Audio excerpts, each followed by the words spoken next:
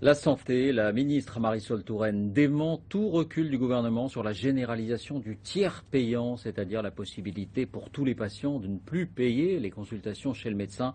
Le projet doit être examiné prochainement. Il suscite une forte opposition du côté des médecins. Plusieurs grands pays européens appliquent pourtant ce dispositif aujourd'hui.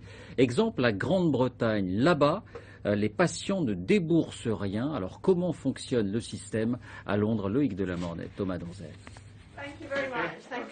Merci, au revoir. Pas de chéquier sorti, pas d'argent laissé. Voici le système britannique. Quand on va voir son médecin généraliste, on ne paie rien du tout.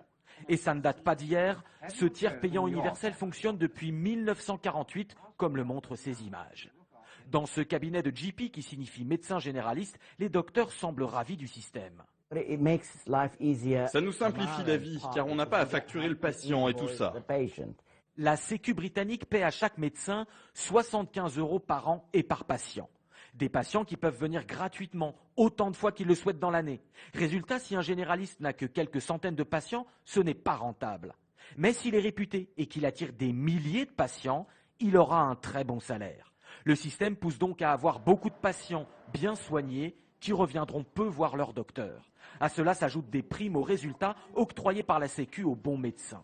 Par exemple, si j'ai 60% de mes patients diabétiques qui ont de très bons résultats d'analyse, je vais avoir une prime, calculée par ordinateur et par la sécurité sociale. Des inspecteurs vérifient tout ça pour s'assurer qu'il n'y a pas de fraude.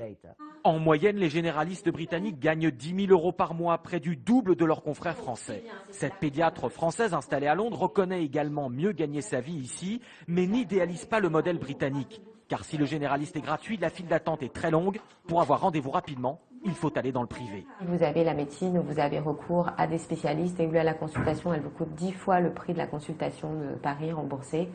Et les gens n'ont pas accès à ce genre de soins, c'est onéreux, c'est cher. Le problème, c'est un problème aussi de prix.